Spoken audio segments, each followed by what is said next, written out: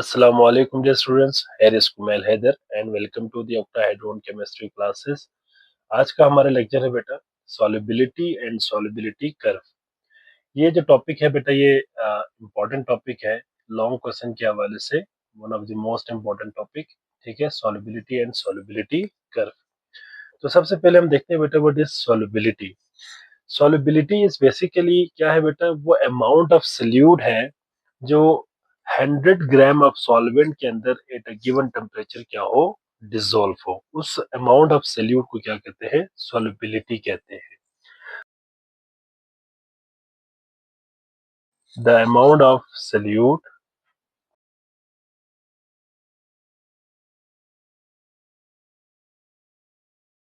Solubility क्या है बेटा, the amount of solute dissolve in 100 gram of a solvent at a given temperature is called solubility. ठीक है, for example बेटा हमारे पास एक बीकर है, ठीक है, और इस बीकर के अंदर हम एज्यूम करते हैं कि we have 100 grams of water. ठीक है, इस बीकर के अंदर हमने 100 ग्राम वाटर लिया हुआ है और इस 100 ग्राम वाटर के अंदर हमने क्या करना है बेटा, हमने डिसॉल्व करना है सोडियम क्लोराइड को। ठीक है, यहाँ पे एक चीज आपने याद रखनी है कि जो वाटर की अमाउंट है, वाटर का अमाउंट कितना है, 100 ग्राम H2O है। ठीक है, अगर हम इसके अंदर क्या करें बेटा, सोडियम क्लोराइड को डिसॉल्व करें तो सोडियम क्लोराइड आप अमाउंट इसकी ऐड करते जाएंगे। ठीक है, और यहाँ पे सोडियम क्लोराइड तकरीबन 35.7 ग्राम NaCl जो है वो डिसॉल्व होता है, लेकिन टेम्परेचर क्या होना चाहिए, 825 डिग्री सी। तो हम यहाँ पे ये बात भी कर सकते हैं कि द सॉल्युबिलिटी ऑफ NaCl, ठीक है, क्या होगा, is the solubility of NaCl is the solubility of NaCl is 35.7 gram 825 degree C. तो सोडियम क्लोराइड की जो सॉल्युबिलिटी होगा बेटा वो कितना होगा, 25 डिग्री सी पे 35.7 ग्राम होगा। तो इस अमाउंट को बेसिकली हम क्या कहते हैं, सॉल्युबिलिटी। यहाँ पे एक चीज आपने याद रखनी है, सॉल्युबिलिटी जो है ना बेटा वो सल्यूट की होती है, और यहाँ पे जो सॉल्वेंट है उसका अमाउंट जो है ना बेटा वो 100 ग्राम यहाँ पे स्टैंडर्ड होगा। अब यहाँ पे हम देखेंगे कि what is the effect of temperature on solubility. ठीक है, what is the effect of temperature on solubility.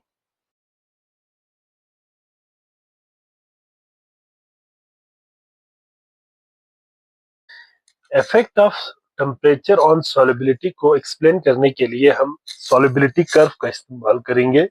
Solubility curve जो है वो हमें बेसिकली बताती है कि what is the relationship between temperature and the solubility. ठीक है, सो हम यहाँ पे कह सकते हैं कि solubility curve solubility curve is a graph which shows which shows the which shows the relationship between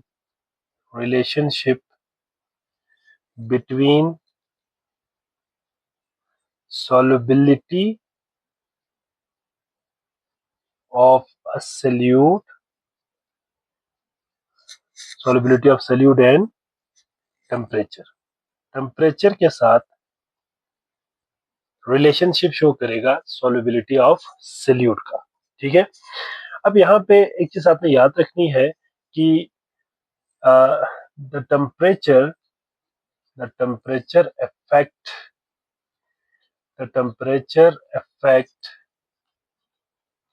the solubility of a solute। ठीक है, solubility of solute को क्या करता है बेटा, अफेक्ट करता है।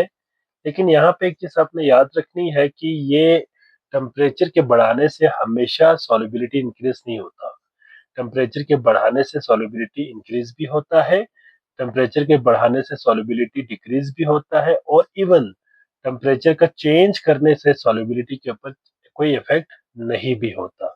तो यहाँ पे आपने एक चीज याद रखनी है कि generally by increasing the temperature the solubility of a solute increases, but it would not happen always, ये हमेशा हैपन नहीं होता, बल्कि बहुत सारे हमारे पास ऐसे भी एग्जांपल्स है जहां पे सॉल्युबिलिटी डिक्रीज भी होती है और कुछ में सॉल्युबिलिटी के ऊपर कोई इफेक्ट नहीं होता। अब हम जरा ग्राफिकली इसको एक्सप्लेन करते हैं।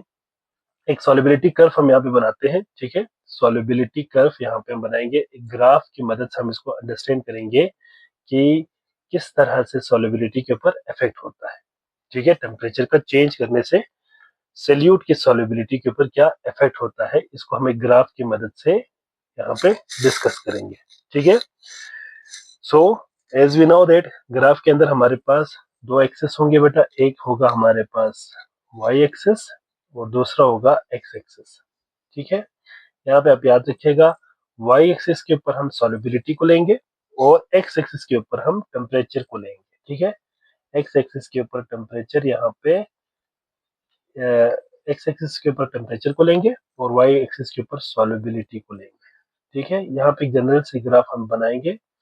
For example we have some solute, ठीक है।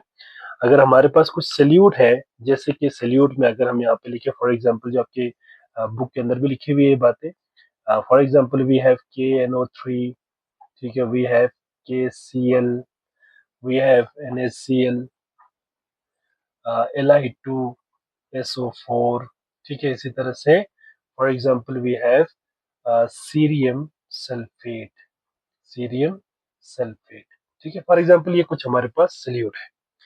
तो सबसे पहली बात बेटा याद रखिएगा कि कुछ सल्यूट की सॉल्युबिलिटी टेम्परेचर के बढ़ाने से इंक्रीज होता है। फॉर एग्जाम्पल अगर हमारे पास क्या है यहाँ पे KNO3 है, तो KNO3 की सॉल्युबिलिटी टेम्परेचर के बढ़ाने से बढ़ जाती है।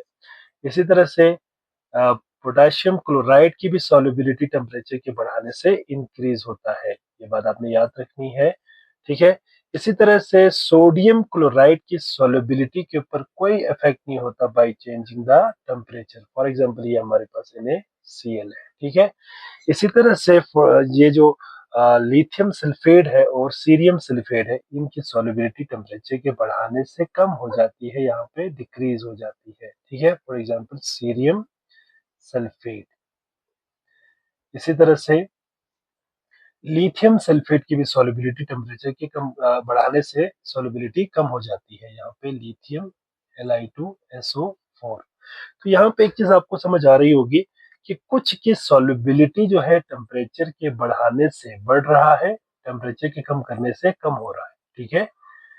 और ऐसे भी हमारे पास सल्यूट है जिनकी सॉल्युबिलिटी के ऊपर कोई इफेक्ट नहीं हो रहा, चाहे मर्जी जितना टेम्परेचर बढ़ाए या कम करे, सॉल्युबिलिटी तकरीबन तकरीबन कांस्टेंट है।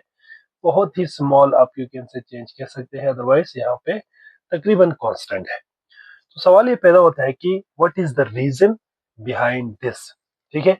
यहाँ पे आपको एक चीज समझ आ गई होगी कि जो टेम्परेचर है उसका सॉल्युबिलिटी के ऊपर क्या इफेक्ट हो रहा है। कुछ सल्यूट की इंक्रीज हो रहा है, कुछ की डिक्रीज हो रही है और कुछ के ऊपर कोई इफेक्ट नहीं हो रहा। तो हम यहाँ पे एक जो ग्राफ है उसकी कुछ यहाँ पे एक्सप्लेनेशन यहाँ पे लिखेंगे कि solubility curve shows that, solubility का जो कर्व है ये क्या कर रहा है बेटा, शोज दैट, ये हमें बता रही है number one point, first point क्या बता रही है बेटा, the solubility of some solute, solubility of some solute like, क्या है बेटा, फॉर एग्जांपल देखिए पोटेशियम नाइट्रेट और पोटेशियम क्लोराइड, लाइक KNO3, ठीक है, और KCl etcetera increase with increase in temperature, increase in temperature, temperature के बढ़ाने से ये इंक्रीज हो रहा है। सेकेंड पॉइंट हम क्या लिखेंगे बेटा, कि कुछ की सॉल्युबिलिटी डिक्रीज हो रही है, जैसे कि सीरियम सल्फेट और लिथियम सल्फेट की एग्जांपल यहाँ पे मैंने दिया हुआ है, टेम्परेचर के बढ़ाने से सॉल्युबिलिटी क्या हो रही है, डिक्रीज हो रही है, और टेम्परेचर के कम करने से सॉल्युबिलिटी क्या हो रहा है, इंक्रीज हो रहा है। अच्छा, यहाँ से ऊपर की तरफ सॉल्युबिलिटी इंक्रीज हो रही है बेटा, नीचे की तरफ सॉल्युबिलिटी डिक्रीज हो रही है। तो ये पॉइंट भी हम इसमें लिखते हैं कि the solubility of some solute, solubility of some solute like, like किसकी है बेटा, like cerium sulphate, cerium sulphate lithium sulfate, etc. decrease with increase in temperature. With increase in Similarly, the solubility of some solute, the solubility of some solute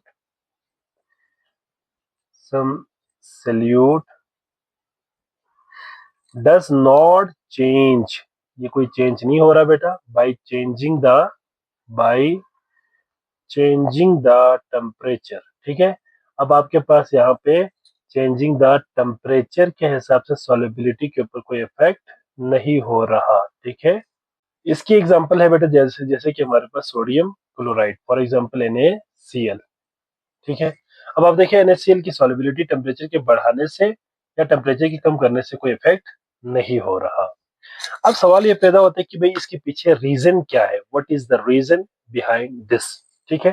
तो हम अब जरा reason को discuss करते हैं, इसके पीछे रीजन क्या होगा, व्हाट इज द रीजन. देखिए इस रीजन को समझने के लिए हमें हीट ऑफ सोल्यूशन को समझना पड़ेगा कि हीट ऑफ सोल्यूशन क्या है. रीजन को समझने के लिए हम यहाँ पे हीट ऑफ सोल्यूशन को समझेंगे पहले. What is heat of solution. देखिए अगर आप किसी भी सोल्यूट को ना बेटा सॉल्वेंट के अंदर डिसॉल्व करते हैं तो उस डेसोल्यूशन प्रोसेस के दौरान कुछ अमाउंट ऑफ हीट या तो एब्जॉर्ब होगी या वो रिलीज होगी. उस अमाउंट ऑफ हीट को हम क्या कहते हैं बेटा, हीट ऑफ सोल्यूशन कहते हैं. ठीक है. तो हम डिफाइन कैसे करेंगे हीट ऑफ सोल्यूशन को. The amount of heat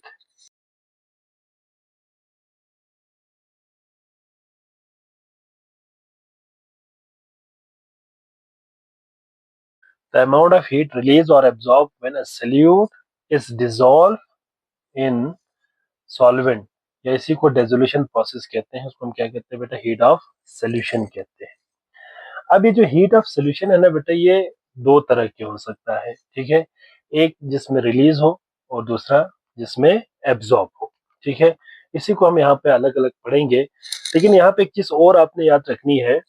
during डेसोल्यूशन process, during डेसोल्यूशन process के दौरान ना बेटा एक चीज आपने याद रखनी है कि जो सॉल्वेंट मॉलिक्यूल है वो सोल्यूट मॉलिक्यूल को सराउंड करता है और उसके साथ इंटरेक्ट करता है. ठीक है. द सॉल्वेंट मॉलिक्यूल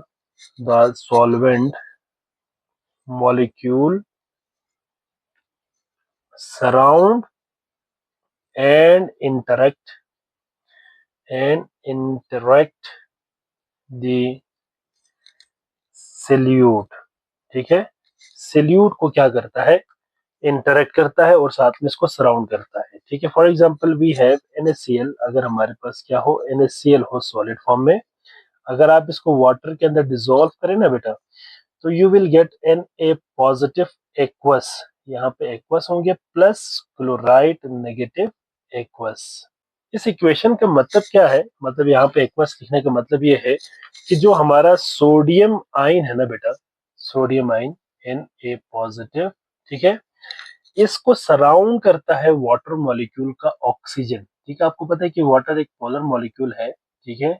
और इसके ऑक्सीजन के ऊपर पार्शियल नेगेटिव चार्ज होता है और हाइड्रोजन के ऊपर पार्शियल पॉजिटिव चार्ज होता है.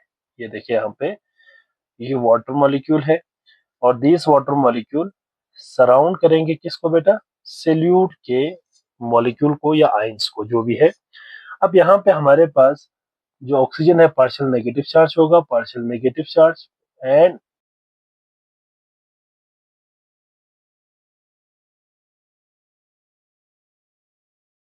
ये सॉल्वेंट मॉलिक्यूल ने क्या किया है, सोल्यूट को सराउंड किया है. अब इसके बाद क्या करेंगे, इंटरेक्शन शुरू करेंगे. मतलब जो सॉल्वेंट मॉलिक्यूल है वो और जो हमारा सोल्यूट होगा वो आपस में क्या शुरू करेंगे बेटा, इंटरेक्शन शुरू करेंगे. इस इंटरेक्शन को हम कहते हैं इंटरमॉलिक्यूलर फोर्सेस. ठीक है. अब यहाँ पे इंटरमॉलिक्यूलर फोर्सेस में कौन सी टाइप है, तो बेटा आपको इसका नाम भी याद रखनी है. यहाँ पे जो फोर्स है ना बेटा, इंटरमॉलिक्यूलर फोर्स है, इस फोर्स का नाम है बेटा आयन डाइपोल फोर्स. यहाँ पे क्या नाम है इसका, आयन डाइपोल फोर्स. ठीक है. एक आयन का पोलर मॉलिक्यूल के साथ एक इंटरेक्शन है, इसको हम क्या कहते हैं, आयन डाइपोल फोर्स. अब इस आयन डाइपोल फोर्स की फॉर्मेशन के दौरान जाहिर बात है बेटा या तो अमाउंट ऑफ एनर्जी रिलीज होगी या अमाउंट ऑफ एनर्जी यहाँ पे एब्जॉर्ब होंगे। दिस प्रोसेस इज बेसिकली क्या कहलाएगा बेटा, या इसमें जो है ना एनर्जी यहाँ पे या हीट रिलीज होगी या एब्जॉर्ब होगी, इसको हम क्या कहेंगे, हीट ऑफ सोल्यूशन कहते हैं। ठीक है, यहाँ पे सॉल्वेंट मॉलिक्यूल का सोल्यूट को सराउंड करके इंटरेक्ट करना बेटा सॉल्वेशन प्रोसेस कहते हैं। लेकिन अगर यही हमारा सॉल्वेंट वाटर हो तो इसको हम हाइड्रेशन प्रोसेस कहते हैं। तो ये जो हाइड्रेशन प्रोसेस के दौरान या तो हीट एब्जॉर्ब होगी या तो हीट रिलीज होगी, उसको हम क्या कहते हैं, हीट ऑफ सोल्यूशन कहते हैं। अब इसमें पहला हम यहाँ पे रीजन में हेडिंग दे सकते हैं बेटा heat absorb, heat absorb.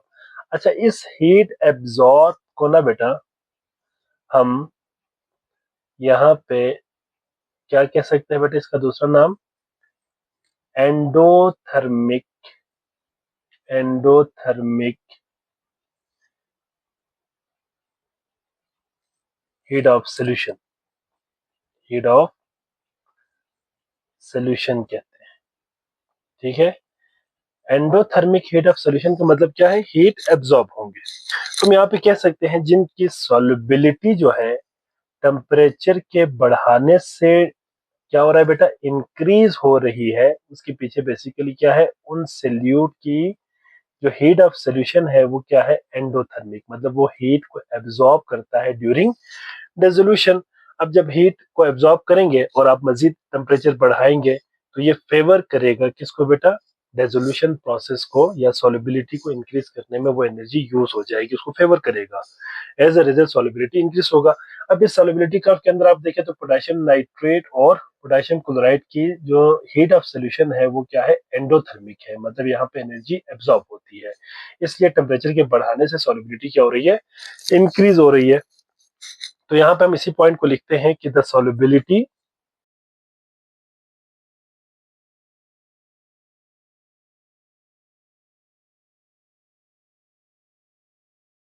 solubility of some solute increase with increase in temperature because they absorb heat during dissolution. ठीक है, ये डेजोल्यूशन के दौरान हीट को क्या करेंगे बेटा, एब्जॉर्ब करेंगे, जैसे कि सोल्यूट प्लस सॉल्वेंट। ठीक है, साथ में ये क्या कर रहा है, हीट को एब्जॉर्ब कर रहा है, then they will form a solution, ये क्या बना रहा है, सोल्यूशन बना रहा है। तो इस सोल्यूशन के दौरान हीट एब्जॉर्ब हो रही है, तो हीट की जो एब्जॉर्प्शन है वो फेवर करेगा किसके लिए बेटा, जिनकी जिन सोल्यूट की हीट ऑफ सोल्यूशन क्या हो, एंडोथर्मिक हो। तो टेम्परेचर के बढ़ाने से उनकी सॉल्युबिलिटी क्या हो जाएगी, बढ़ जाएगी। इसी तरह से दूसरा यहाँ पे हमारे पास आ जाएगा हीट रिलीज्ड या एक्सोथर्मिक हीट ऑफ सोल्यूशन।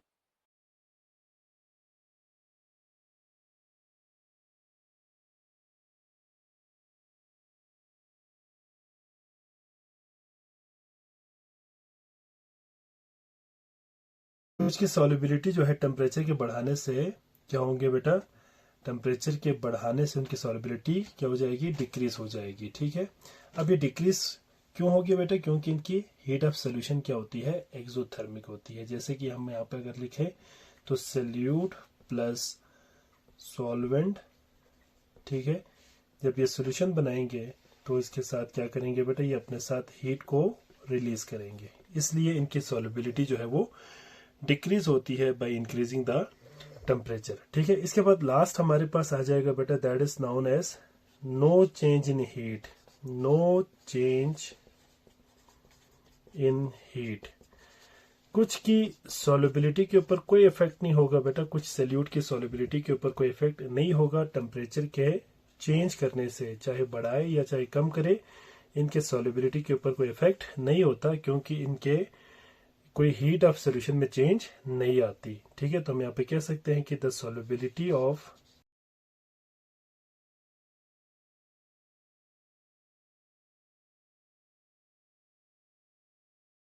ठीक है, the solubility of some solute does not change by changing the temperature because they do not show any heat change during dissolution process।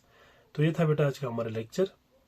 यहाँ तक अगर किसी बच्चे को ये बात समझ ना आई हो या कोई इसमें कोई प्रॉब्लम हो तो आप कमेंट सेक्शन में लाजमी सवाल करें, इंशाल्लाह मैं आपको वहाँ पे आंसर करूँगा। बाकी लेक्चर को यहीं पे स्टॉप करते हैं, अपना बहुत सारा ख्याल रखिएगा, अल्लाह हाफ़िज़।